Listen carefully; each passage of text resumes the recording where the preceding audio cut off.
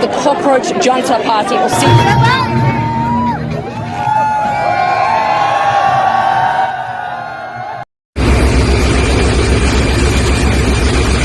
दोस्तों, आपको क्या लगता है, क्या भारत अपने 100 साल पुराने इतिहास को फिर से दोहराने जा रहा है? जी हाँ दोस्तों, अभी भारत में जो स्थिति देखने को मिल रहा है और जो इस वीडियो में मैं डिस्कस करने वाला हूं, यदि वो सच हो जाता है तो निसंदेह भारत अपने लगभग 100 साल पुराने इतिहास को फिर से दोहराने जा रहा है। दोस्तों, उम्मीद है आप सभी ने कल कोकरोच जनता पार्टी का फर्स्ट प्रोटेस्ट आपने देख लिया होगा। दोस्तों, ACJP यानी कि कोकरोच जनता पार्टी भारत के राजनीतिक चक्र को पूरी तरह से बदलने वाला है। कैसे बदलेगा दोस्तों? इन लोगों का जो अगला प्रोटेस्ट होने वाला है, अगला आंदोलन होने वाला है, उसमें महात्मा गांधी शामिल होने वाले हैं, यानी गांधी जी उस आंदोलन में शामिल होने वाले हैं। अब गांधी जी उस आंदोलन में शामिल कैसे होंगे, इस वीडियो का यही मेन ट्विस्ट रहने वाला है। दोस्तों, इस वीडियो में हम डिस्कस करेंगे कि कैसे अभी दुनिया भर में जियोपॉलिटिक्स में वार का स्थिति है। उससे पहले आपने देखा नेपाल में प्रोटेस्ट, बांग्लादेश में प्रोटेस्ट, उसके बाद ये भारत में प्रोटेस्ट होने वाला है। दोस्तों, यकीन मानिए ये वीडियो आपके लिए बहुत ज़्यादा इम्पोर्टेंट रहने वाला है और ये चैनल भी आपके लिए बहुत ज़्यादा इंपॉर्टेंट रहने वाला है। यदि अभी तक इस चैनल को यदि आप सब्सक्राइब नहीं किए होंगे तो इस चैनल को सब्सक्राइब कर लीजिए, क्योंकि इस चैनल पर और भी आगे जो वीडियो आने वाला है बहुत इंपॉर्टेंट वीडियो आने वाले हैं। दोस्तों, इस वीडियो को हम 2 पार्ट में डिस्कस करने वाले हैं। पहला हम पार्ट में डिस्कस करेंगे महात्मा गांधी जी का। इस पार्ट को हम डिस्कस इसलिए कर रहे हैं क्योंकि आज के जो रूलिंग पार्टी है BJP, वह चाहती है कि महात्मा गांधी का इस यात्रा, इस जर्नी को, इस संघर्ष को हम जनता को दिखाएं और बताएं कि कैसे भारत इसी संघर्ष का देश रहा है और आज उसी परिस्थिति को गुजरने के बाद भारत अभी इस विकास के रास्ते पर यहाँ पर आ चुका है। तो BJP ये चाहती है। और दूसरा, यहाँ पर कोकरोच जनता पार्टी के बारे में बात करने वाला हूँ। दोस्तों, BJP ने इन दोनों को एक साथ लिंक कर दिया है, तो आपको भी समझने में यहाँ पर अच्छा होगा। और इस वीडियो को मुझे लगता है यदि आप अंत तक देख लेते हैं तो आपको यहाँ पर आपको समझ में आएगा कि कैसे लंबे समय तक भारत का जो राजनीतिक संघर्ष है वह बदलते आ रहा है। तो पूरा इस वीडियो को आप जरूर देखिएगा। चलिए हम शुरुआत करते हैं। उससे पहले एक बात मैं यहाँ से बोल रहा हूँ दोस्तों, कोकरोच जनता पार्टी का जो कल का प्रोटेस्ट हुआ उसमें विदेश के मीडिया भी देखने को मिला, तो ये बहुत यहाँ पर इम्पोर्टेंट यहाँ है। Hundreds of people have turned out to the streets of Delhi today in support of the Cockroach Junta Party or CJP. It started as a satirical political party launched by Abhijit Dipke, a 30-year-old Indian student who's currently studying in the United States. He came back to Delhi this weekend for this protest. तो दोस्तों, शुरुआत करते हैं महात्मा गांधी जी से। तो दोस्तों, महात्मा गांधी 9 जनवरी 1915 को south Africa से पढ़ाई करके भारत में आते हैं और भारत में आने के बाद भारत का इतिहास, भूगोल, वर्तमान सब कुछ बदल देते हैं। दोस्तों, 9 जनवरी 1915 को आते हैं, तो इसी दिन हर वर्ष भारत में प्रवासी भारतीय दिवस हर वर्ष मनाया जाता है। दोस्तों, यहाँ पर हम 4 पार्ट में यहाँ पर गांधी जी को, यहाँ पर हम जर्नी को यहाँ पर हम जानने वाले हैं। तो साउथ अफ्रीका से भारत में आने के बाद महात्मा गांधी पूरे भारत का दौरा करना शुरू कर देते हैं। किसके कहने पर? तो अपने राजनीतिक गुरु गोपाल कृष्ण गोखले के सलाह पर पूरे भारत का यात्रा करना शुरू करते हैं और 1 साल तक पूरे भारत का यात्रा करते हैं। भारत के गली, गांव, चौराहों, ट्रेनों से, पैदल, शहरी यात्रा, कैसे भी करके पूरा भारत भ्रमण करते हैं और इस पूरे भारत के संघर्ष को अपने नज़रों से देखते हैं विदेश से आने के बाद। दूसरा, महात्मा गांधी 1 साल इस यात्रा करने के बाद इसी दौरान साबरमती आश्रम की स्थापना कर देते हैं। 1915 में ही स्थापना करते हैं साबरमती आश्रम का स्थापना। ये गुजरात में स्थापना करते हैं, साबरमती नदी के किनारे इस आश्रम की स्थापना करते हैं ताकि यहीं से महात्मा गांधी अपने आंदोलन का शुरुआत कर दें और भारत के जनता के साथ जुड़ जाएं। अपने सत्याग्रह आंदोलन जो भी शुरू कर रहे हैं उससे जनता यहीं से जुड़ जाए। और तीसरा, यहाँ पर भारत में पहला प्रमुख भाषण महात्मा गांधी देते हैं 1916 में, 1 साल बाद देते हैं। और दोस्तों, ये भाषण के बाद महात्मा गांधी से पूरा भारतवर्ष जुड़ना शुरू कर देता है। महात्मा गांधी भाषण में बहुत यहाँ पर परफेक्ट देते थे। तो दोस्तों, फरवरी 1916 में बनारस हिंदू विश्वविद्यालय यानी कि BHU के उद्घाटन समारोह में महात्मा गांधी जी भाषण देते हैं। वैसे तो भाषण में बहुत कुछ बोलते हैं, लेकिन इम्पोर्टेंट पहलू ये होता है कि भारत के गरीब लोग, चाहे वह अमीर लोग हो, कोई भी तबका का लोग हो, उसको संबोधित करते हुए महात्मा गांधी यही बोलते हैं कि भारत का जो असली आत्मा है वह गांव और गरीबों किसानों में बसता है, ये महात्मा गांधी बोलते हैं। इसके बाद भारत का जो जनता है महात्मा गांधी के साथ जुड़ना शुरू करता है। चौथा, यहाँ पर भारत में पहला आंदोलन महात्मा गांधी जी शुरू करते हैं, वह होता है चंपारण सत्याग्रह। 1917 में महात्मा गांधी शुरू करते हैं। एक किसान होते हैं, बिहारी किसान, चंपारण जिले के राजकुमार शुक्ला, वो महात्मा गांधी को बुलाते हैं बिहार में। तो गुजरात से बिहार में महात्मा गांधी आते हैं और चंपारण सत्याग्रह आंदोलन का शुरुआत करते हैं। दोस्तों, चंपारण सत्याग्रह का आंदोलन का शुरुआत इसलिए महात्मा गांधी करते हैं क्योंकि जो अंग्रेज थे चंपारण जिले में, यहाँ के जो किसान थे उनसे जबरदस्ती नील के कृषि करवाते थे, उनसे लूट कर जबरदस्ती कर नील के कृषि को ले जाते थे। इससे जनता को फायदा नहीं हो रहा था, किसान को फायदा नहीं हो रहा था। तो इसी चीज को सोल्यूशन करने के लिए महात्मा गांधी सत्याग्रह आंदोलन का शुरुआत करते हैं। और इस आंदोलन के बाद गुजरात में भी महात्मा गांधी जाते हैं और वहाँ पर कृषि से रिलेटेड 2-3 वहाँ पर आंदोलन का शुरुआत वहीं पर भी गुजरात में भी करते हैं। और उसके बाद भारत के हर क्षेत्र में महात्मा गांधी ने जो भी किया, जैसा भी आंदोलन किया, जैसा भी संघर्ष किया और जो भी परिदृश्य भारत में ला कर दिया, वो मुझे आपको बताने की जरूरत नहीं थी। अब यहाँ तक मैं क्यों बोला, महात्मा गांधी के इस संघर्ष को मैं क्यों बोला?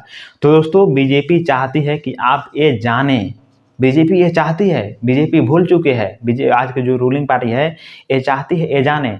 और जो अभी जो ये बताया हूँ इसका मैं लिंक आगे मैं जोड़ने वाला हूँ, ध्यान से देखिएगा, बहुत वहाँ पर टर्निंग पॉइंट आने वाला है। दोस्तों, अभिजीत दीप के एक व्यक्ति हैं, फोटो में यहाँ पर देखिए, ये है अभिजीत दीप के, ये अमेरिका में रहते हैं। इन्होंने कोकरोच जनता पार्टी का स्थापना किया है सोशल मीडिया पर। आज के दौर में जो भी आंदोलन होते हैं ग्राउंड पर आने से पहले सोशल मीडिया पर यहाँ पर शुरुआत होते हैं। तो स्थापना करते हैं। अभी इनका स्थिति है 22.6 मिलियन इनका फॉलोअर्स है इंस्टाग्राम पर, और एक्स पर भारत सरकार ने इनको बैन कर दिया है। बाकी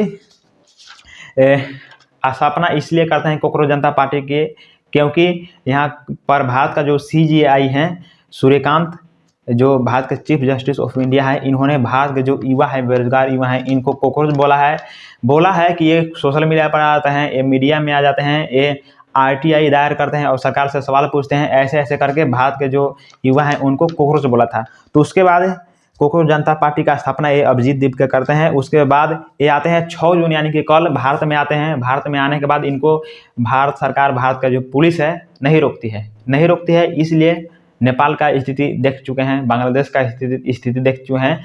तो इसीलिए सोच रहे हैं कि जो भी आंदोलन इनको करना है करने देते हैं, रोकते नहीं तो ये आग और भड़केगी। तो 6 जून को दिल्ली के जंतर मंतर में प्रोटेस्ट होता है। प्रोटेस्ट का यहाँ पर एक ही मांग होता है कि एजुकेशन मिनिस्टर धर्मेंद्र प्रधान का इस्तीफा हो। कारण यह है कि जो आज नीट का पेपर हो, चाहे वह CBSE छात्र का जो एग्जाम पेपर हो, चाहे भारत के कोई इंपॉर्टेंट पेपर से लेकर मेन इंपॉर्टेंट पेपर से लेकर कोई छोटा छोटा नौकरी, कोई छोटा छोटा पेपर यहाँ पर लीक हो जा रहा है, बेचा जा रहा है और सरकार इसे मिली भगत करके यहाँ पर पैसा कमा रही है। तो इसी भ्रष्टाचार को सुधारने के लिए एजुकेशन मिनिस्टर का इस्तीफा ये लोग कोकरोच मांग कर रहे हैं। और ये लोग 7 दिन का अल्टीमेटम दिए हैं सरकार को। यदि मांग नहीं पूरा होता है तो बहुत बड़ा भीषण आंदोलन होगा और इस आंदोलन में आपको महात्मा गांधी जी देखने को मिलेंगे। ये भी इम्पोर्टेंट है। दोस्तों, मुझे लगता है अभी तक एजुकेशन मिनिस्टर का यहाँ पर रिजाइन नहीं हुआ है, इस्तीफा नहीं मांगा गया है, बल्कि मुझे लगता है कि मांगा भी नहीं जाएगा। तो अगला आंदोलन का यहाँ पर हम इंतजार करते हैं 7 दिन बाद। इस आंदोलन में दोस्तों आपको देखने को मिला कि गांधी जी का विचारधारा, अम्बेडकर जी के फोटो यहाँ पर अभिजीत दीप के लिए हुए थे और भगत सिंह का विचार इस आंदोलन में आपको देखने को मिला। बाकी बीजेपी है, बीजेपी ये बोल रही थी, बीजेपी की एक पोस्ट यहाँ पर देखिए, बीजेपी लिख रही थी कि जो विदेश में बैठा कोई व्यक्ति है भारत में आता है और ऐसा आंदोलन करने चाहता है, तो बीजेपी का कहना था कि ये कोई भारत का स्टूडेंट नहीं थे, ये कोई भारत के किसान नहीं थे, ये कोई भारत के छात्र नहीं थे।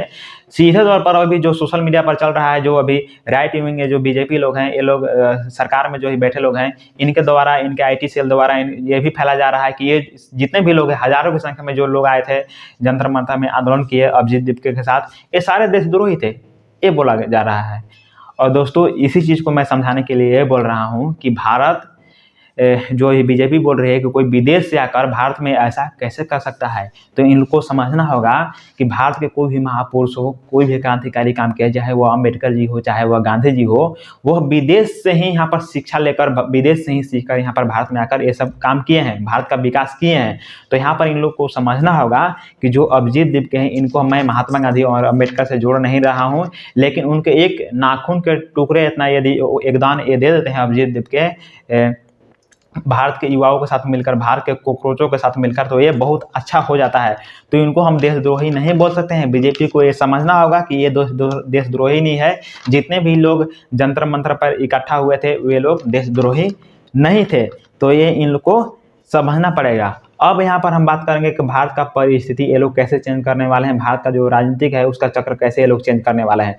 दोस्तों यकीन मानिए, यदि एजुकेशन मिनिस्टर का इस्तीफा होता है, उसके बाद ये जो कॉकरोच है, ये कॉकरोच जनता पार्टी है, एक एक करके भ्रष्ट जो मंत्री है सभी का इस्तीफा मांगने वाले हैं। और यदि एजुकेशन मिनिस्टर का इस्तीफा नहीं होता है, यदि ये नहीं इस्तीफा ये लोग करते हैं सरकार में रहकर, तो उससे भी बड़ा आंदोलन यहाँ पर भारत में होने वाला है। तो उसको हम लोग को इंतजार करना पड़ेगा। उसको हम देखेंगे कि भारत का जो ये घटना चक्र है कैसे बदल रहा है।